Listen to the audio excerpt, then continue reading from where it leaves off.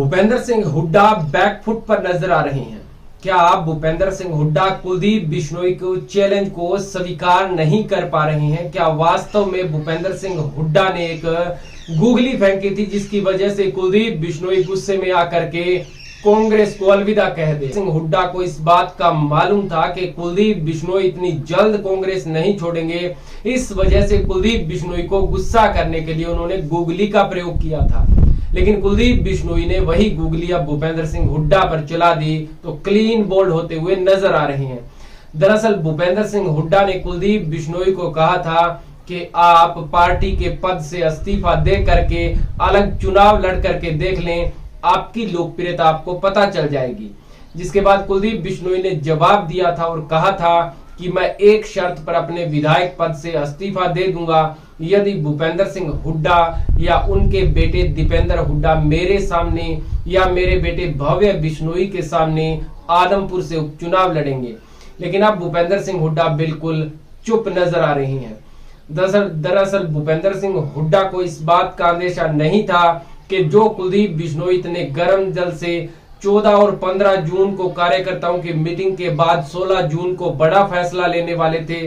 वो आज 21 जून की शाम होते होते भी कोई फैसला क्यों नहीं ले पा रहे हैं। इस बात को भूपेंद्र सिंह हुड्डा अच्छी तरह से जानते हैं कि लगातार कहीं ना कहीं कुलदीप बिश्नोई के ट्वीट से इस बात की जानकारी निकल करके आ रही है कि उनके बहुत से कार्यकर्ता उनको कांग्रेस में रहने पर मजबूर किए हुए हैं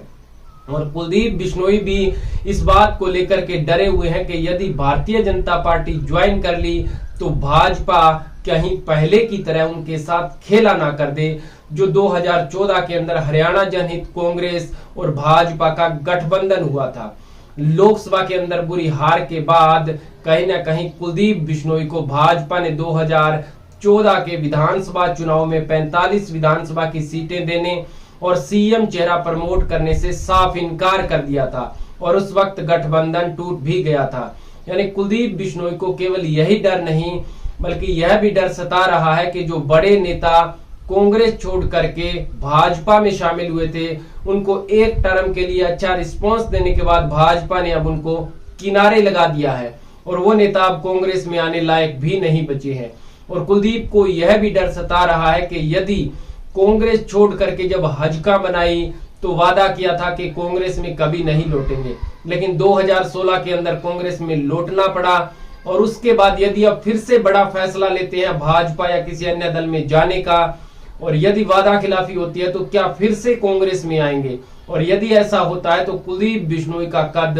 और घट जाएगा और इस वजह से कुलदीप बिश्नोई कोई बड़ा फैसला लेने में सोच समझ करके पांव उठा रहे हैं।